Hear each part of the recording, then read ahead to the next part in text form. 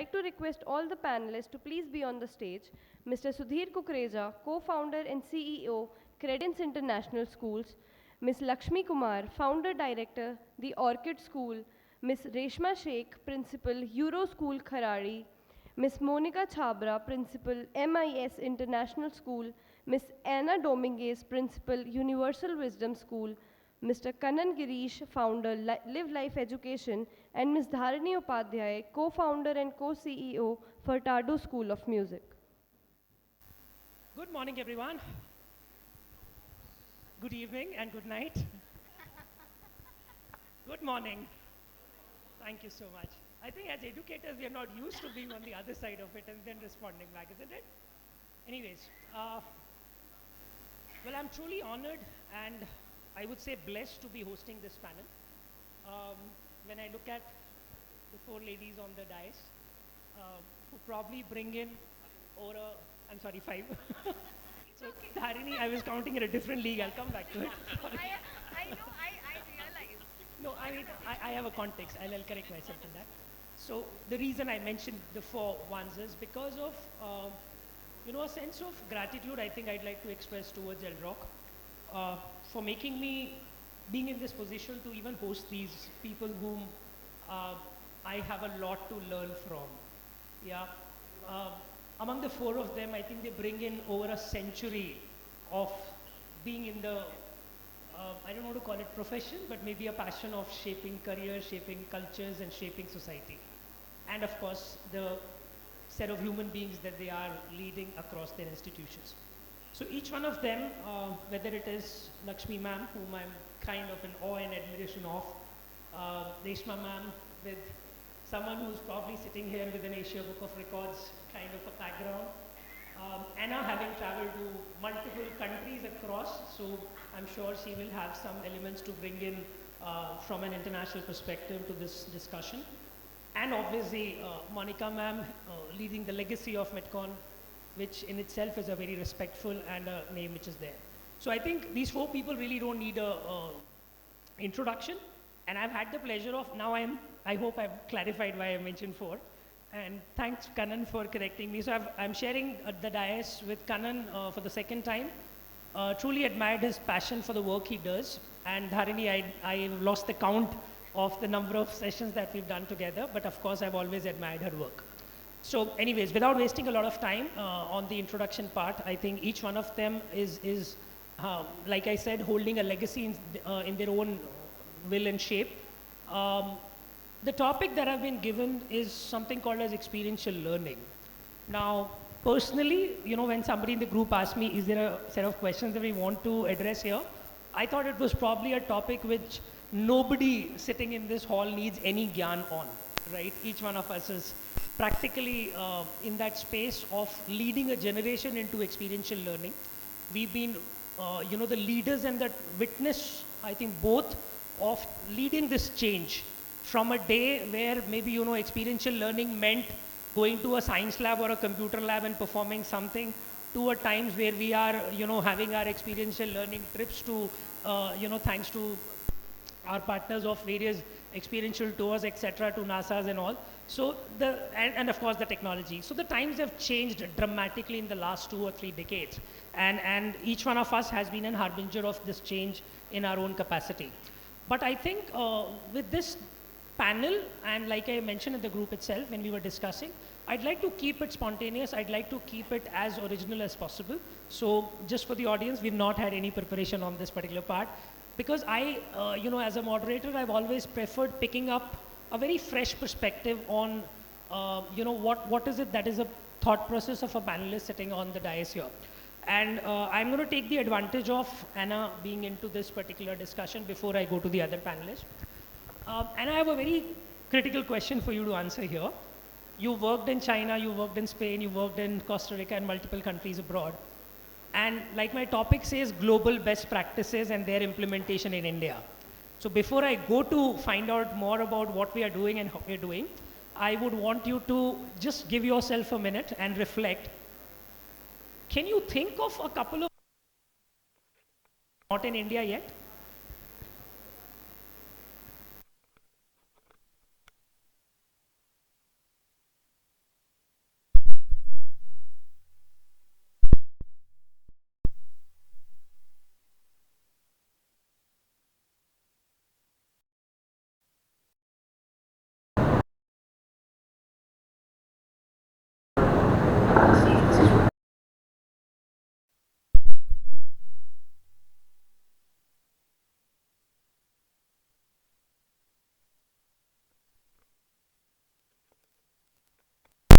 is just to start the fire here.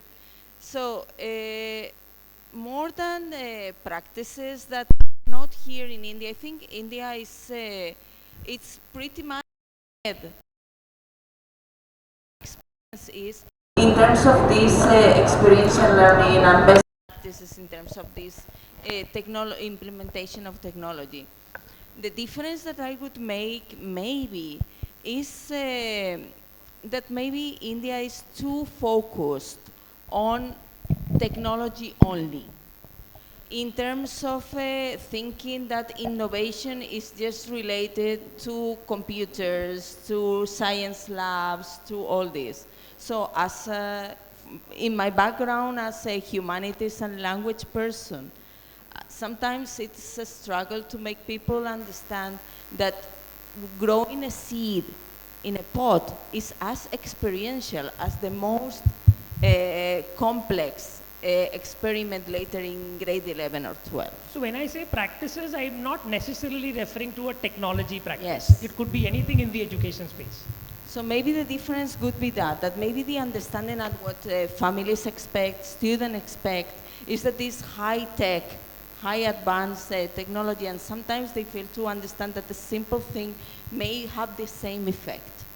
I think that's the main difference. But in terms of implementing practices, I think these networking circles and you know, see in all the conferences and India is pretty much at par with the other. Anyway, I've been here for almost 7 years now. So really all these huge advances in education that have been in the last year, I have experienced them in India directly. Wow, that's great. I think our education fraternity probably deserves a big kudos on this entire achievement. I've been following a lot of blogs and some international publications which have put across Indian technology, Indian edtech, Indian fintech, Indian health tech into a space where I think we are leading the world, right? Whether the startup ecosystem or you talk about the edtech ecosystem, there are things which have really been transformational. There are things where we're really leading the world, whether it is in the US market or the European markets or the Middle East. I've seen examples of the companies where, you know, the innovation that has happened in the Indian space, people are coming from outside and learning from us. So I think the topics probably need to change in the coming conferences. Gurdeep might want to take a little note of this. With this, I think I'd like to come to Lakshmi ma'am. Ma'am, I've been following your page for a while, and in one of your recent things you mentioned, in fact, you talked about a generation unlimited. I think it was as early as last week or something, if I'm not wrong. Now, I'm going to connect that generation unlimited to the tech space and specifically the previous speaker, one that talked about the kind of nurturing that's needed in the schools now. You know, gone are the days when we were decimating information and maybe we were the source of academic knowledge only.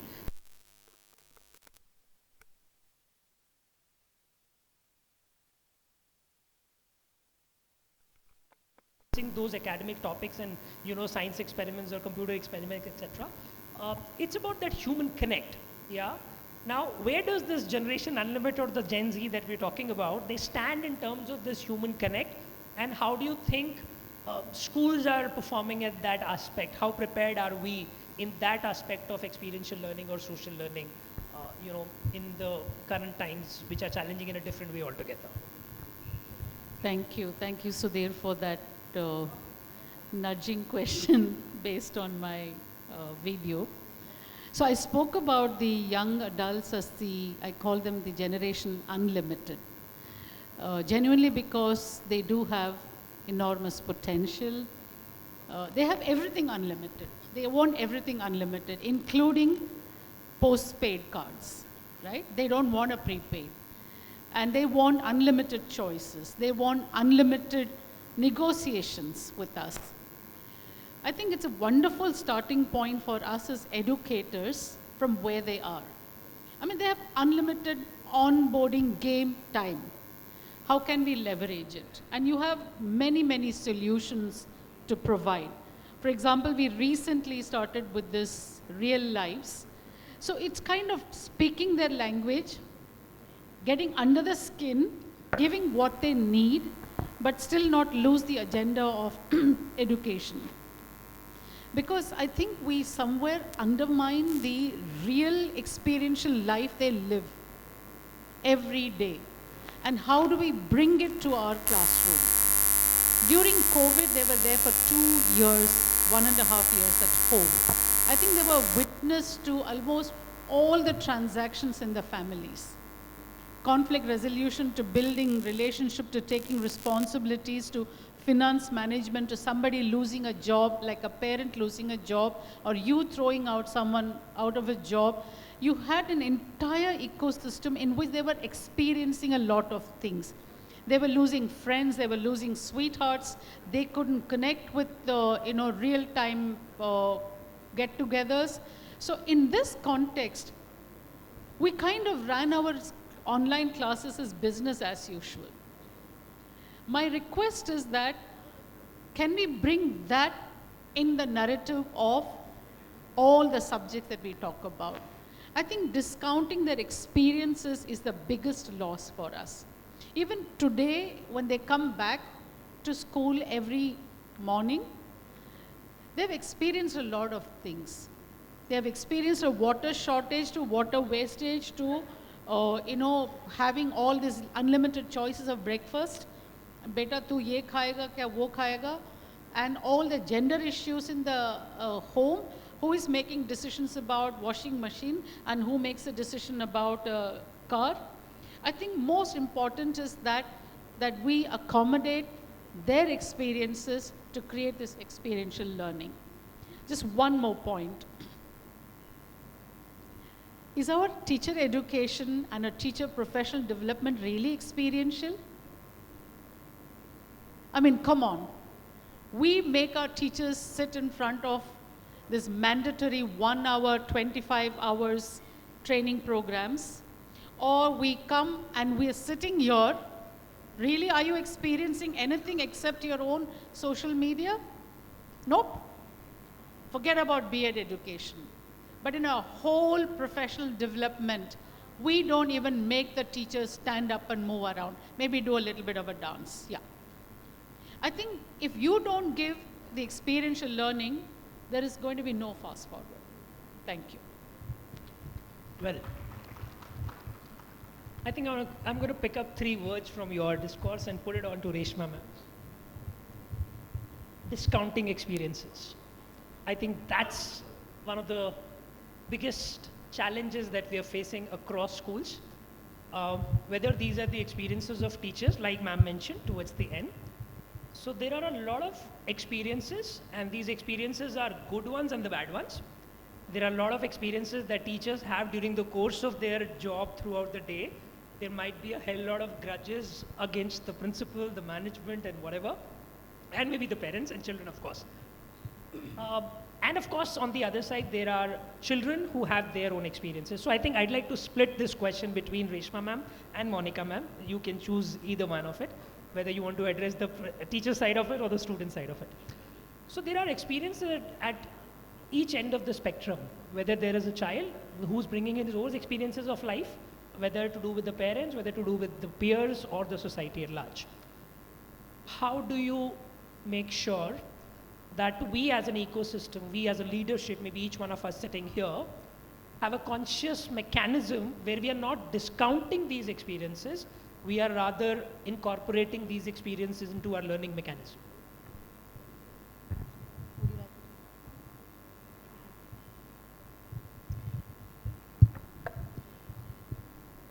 Well, thank you for the question. And I would like to take the student part of it. Very aptly quoted by Albert Einstein, that the only source of knowledge is experience. And as ma'am also said, that we need to understand that what we are, how we are infusing certain aspects in the curriculum so that the students have a holistic growth. And especially when we consider in the current times, Industry 4.0, which is completely empowered by Internet of Things and also fueled by data, and the society is so interconnected, we need to be very cognizant of its demands. And for sure, whether it's project-based learning, which makes the students very excited and they become active learners, or experiential learning. So the students get the skills, they are empowered with the skills like being resilient, being, having the time management skills, interpersonal skills, which make them job ready, I would say. Ma'am, I'm sorry I'm cutting you short, but I'm going to be your devil's advocate, and I'm going to speak from a student's perspective. So I've heard of this term called project-based learning, and I've heard of this term umpteen number of times called curriculum. But there is a fundamental problem or a paradox in your reply when you say we need to have a project-based learning or a curriculum. The moment you say project-based learning or curriculum, we are talking about something which is already planned. And my question when I say you need to stop discounting my experiences, as a teacher, you don't know what experience am I talking about. So how do you make your classroom so dynamic and your teachers so well prepared that they are ready to handle any experience which is not a part of the curriculum? So basically, the project-based learning in true sense, anyways, is not structured. We all should understand. There's only scaffolding for students or hand-holding of students. It never comes like an algorithm that, okay, you have to do part A, part B, part C in a sequence. No. And for this, we need to, for sure, professionally develop our educators so that they can implement the experiential learning or project-based learning strategies. So for teachers, we require for sure, but at the same time, we need to understand that we are not giving them that this is the product or this is the byproduct of your learning or your experiential learning. They need to find it themselves. They need to explore, and that's what experiential learning is about: engaging, exploring, we all know, elaborating, and that's how it develops different skills, I would say. Great. So I think this makes the question even more tougher for Reshma ma'am. And the ball is back to the teachers, and I'll connect it with what Lakshmi ma'am stated. It's the teacher and the teacher's experiences and the teacher's preparedness to handle the class and those situations which will become critical. And how would you advise maybe us, the forum here, to maybe prepare for that kind of a situation? Experiential learning for the teacher itself. So good morning, and this is a very interesting panel. I think the running color is pink here. So it's the pink tribe. You're actually advocating, with them. So coming to talking about teachers, I think a very sensitive topic where all of us as leaders and educators are sitting on in this forum. My experience with the teaching fraternity and the number of teachers that have come across, their span in education starts with two phrases, which may be incomplete phrases. The first phrase is when you sit across and ask a teacher that, how did you come to be here? The first phrase starts with, and then I got married. The second phase starts with, and then I had a baby. So these are two major entry points from where a lot of facilitators actually enter into the area of education.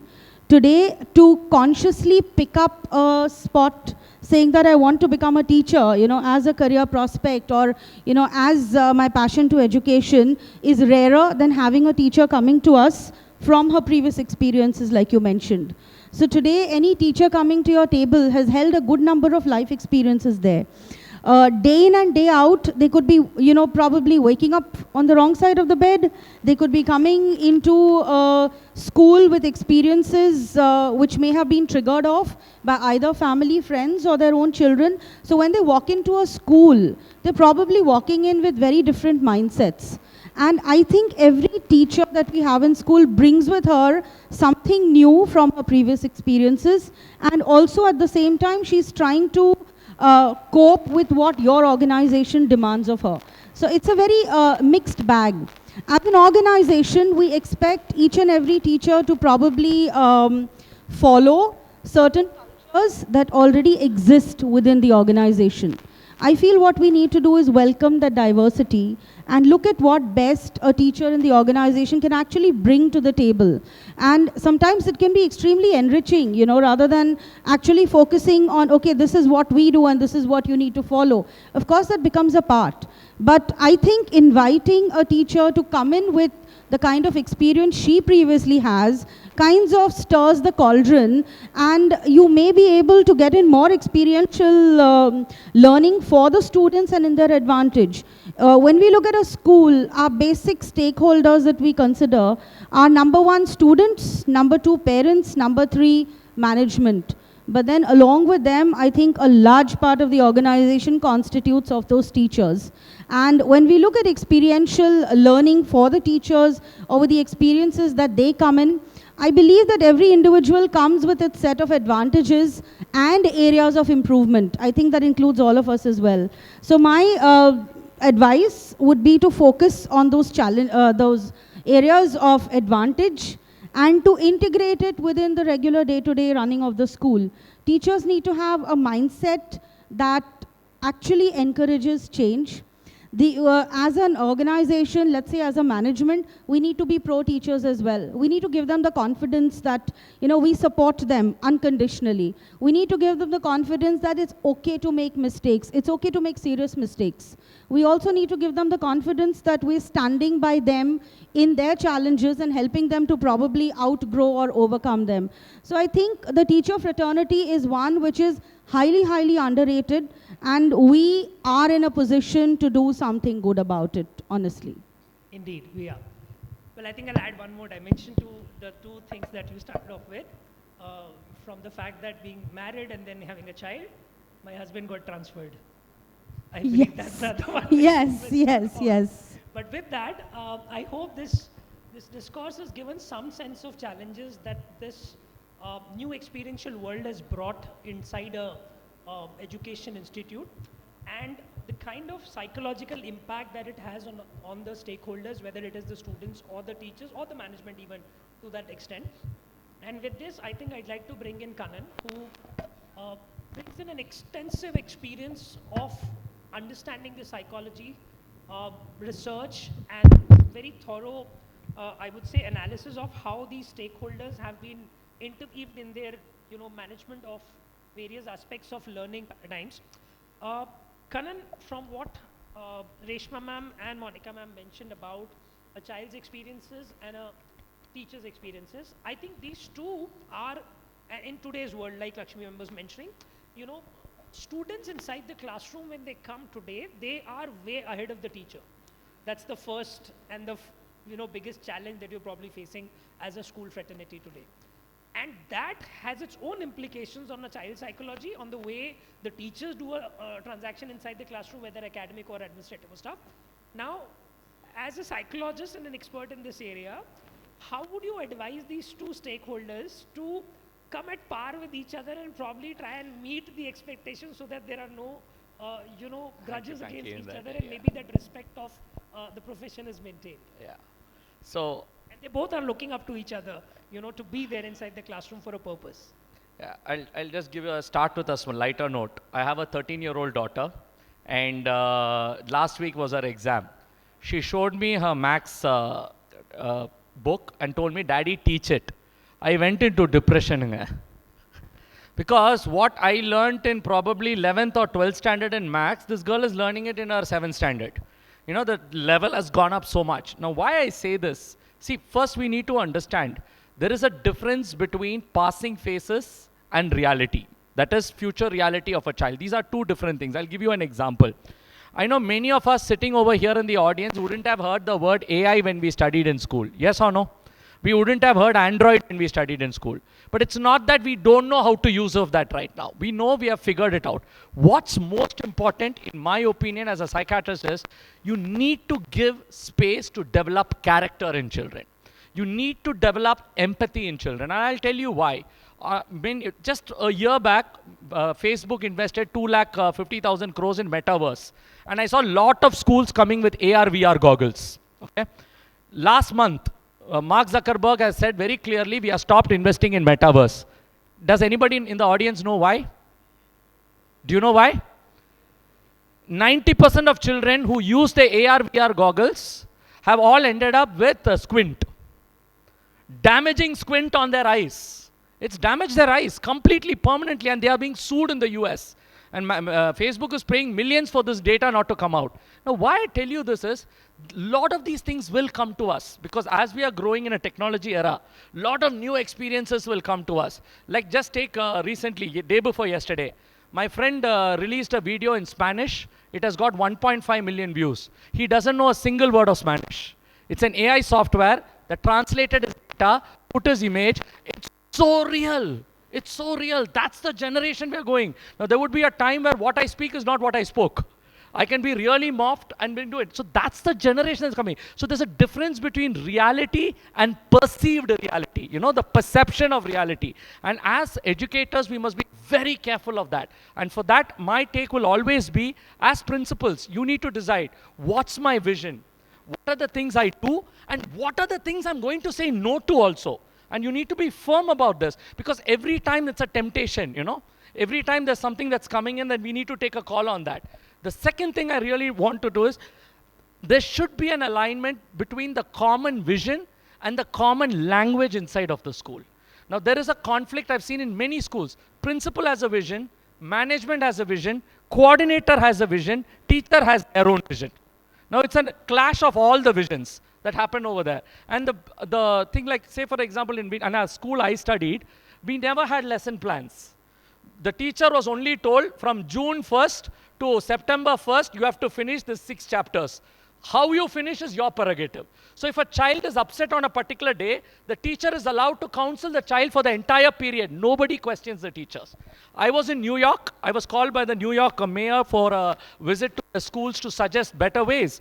And do you know, I don't know how many of you know this, in New York, if a teacher is teaching and another teacher comes to watch this teacher, it's an infringement on the human rights of the child. Do you know that? You cannot. You cannot sit and watch another teacher's teaching or pass comment and give feedback in a live session. You can do that only in a demo session, because they believe privacy of the child and the relationship with the teacher and the child is very important. And I truly believe that is paramount importance. Only when children trust the teacher do they open up on issues. Are you all understanding this? Yes or no? And last, I'll conclude with a suicide that happened 3 weeks back in a school in Chennai. Very famous music director. His daughter committed suicide. She's around 16 years old. She's the school cultural secretary. She won the school inter-school cultures just a week back. Not a sign of any depressive element in her school. Her academic grades are 93%. So what's the cause? It's a total mystery. It's something that they all missed. And I truly believe, build connection. Let's build connection with the kids. Let's know the background of the kids. Let a teacher understand from where the child is coming. Even today, after 25 years of passing out of school, when I see my teacher will tell my father's name, how is dad doing, how is dad's practice going. She will ask all of that. That was the connect we had. And I think in Gurukul system, that was what India was known for. And I think it's time that we go back to that and bring those values in today's generation and adapt it with technology, because anyway, children will figure out how to use technology like how we figured out. I think they already have to a very large exactly. extent. Well, I'm glad to hear this perspective on, how do you actually interweave those experiences in the life of a child. And something that Karan just mentioned, and that makes me recall a conversation that I had with one of the parents just a week ago. And that parent was having a debate with me for almost 1.5 hours, questioning me as to why am I not giving a live telecast of the classroom to the parent. We want to see what's happening in the classroom. Forget about the privacy among the teachers. Anyways, with this, I think I'll come to Dharini. And Dharini, I'm going to, interweave this entire conversation around the experiential learning to what Kiranjit mentioned a little while ago.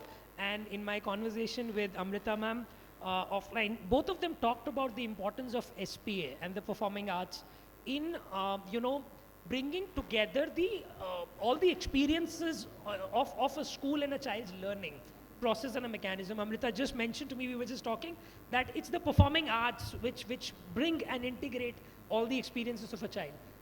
What role does the music, play in today's times of bringing together all the elements of, as a music expert, someone who's got the hang on exactly what needs to be done inside the classroom, if you'd like to throw some light on, the role of music in bringing together these experiential elements. Yeah, sure. Thank you. And lovely thoughts presented by each of the speakers here.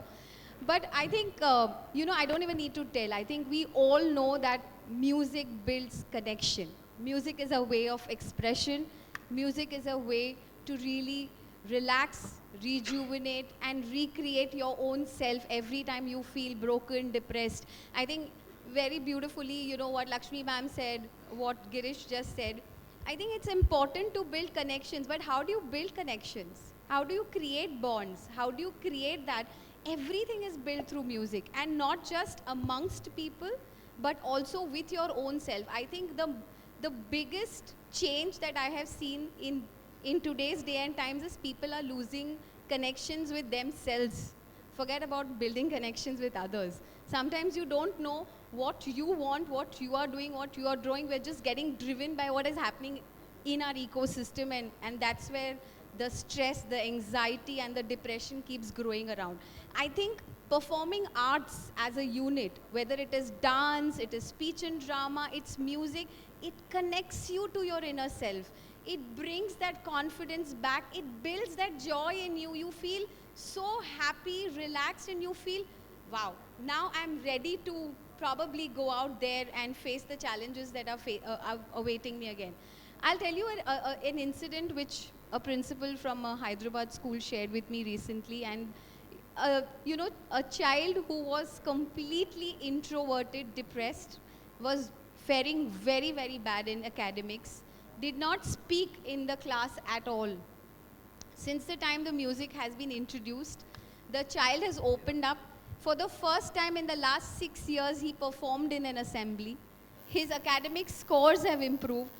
And I mean, this was a casual meeting conversation, and she said, you know, you keep saying in all your conversations that music changes life, music impacts, and it really transforms individuals. But I have to tell you, I really saw this transformation in my school, and I'm so happy about it. And so I thought I must acknowledge this to you. And you know, I really think this happens. There was another principal in Delhi conference who was talking to me. Now he's in Calcutta.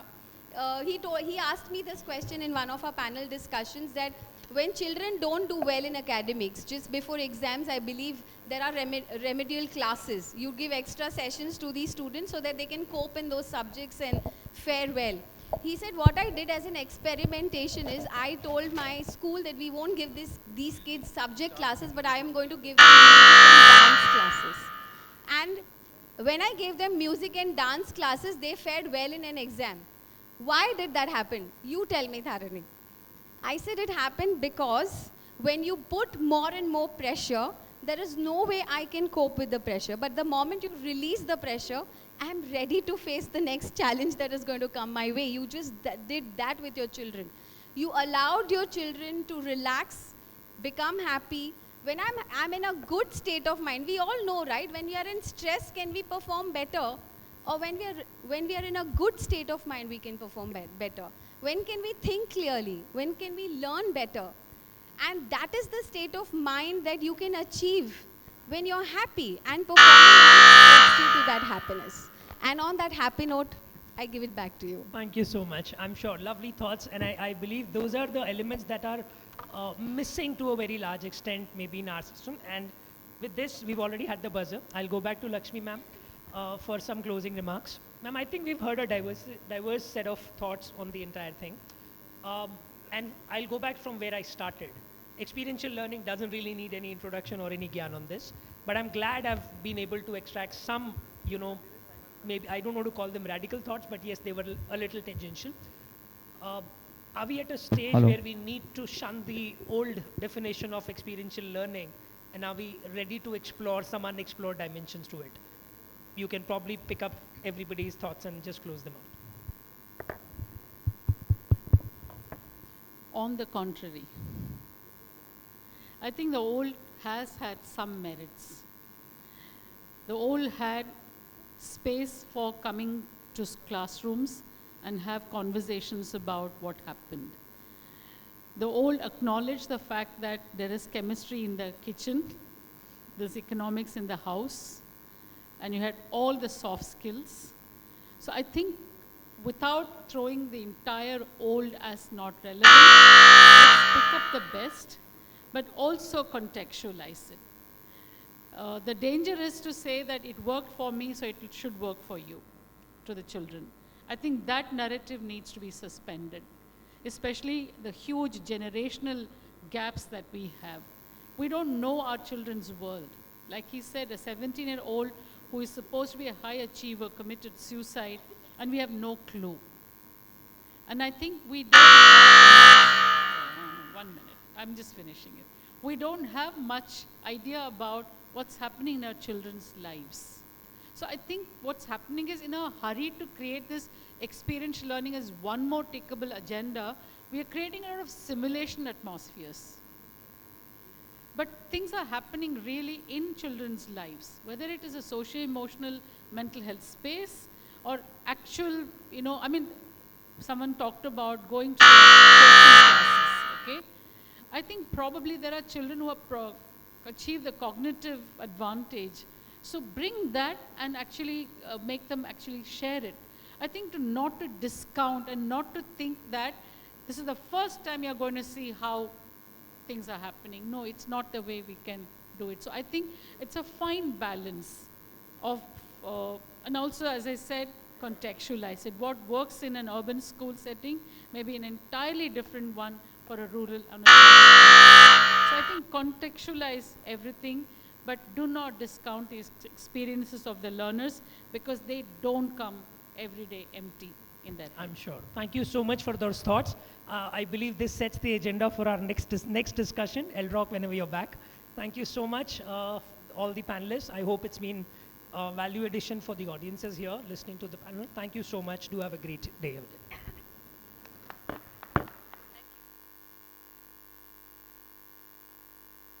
Thank you everyone for such valuable insights on experiential learning. Now I would like to request Dharni ma'am to please felicitate Sudhir sir.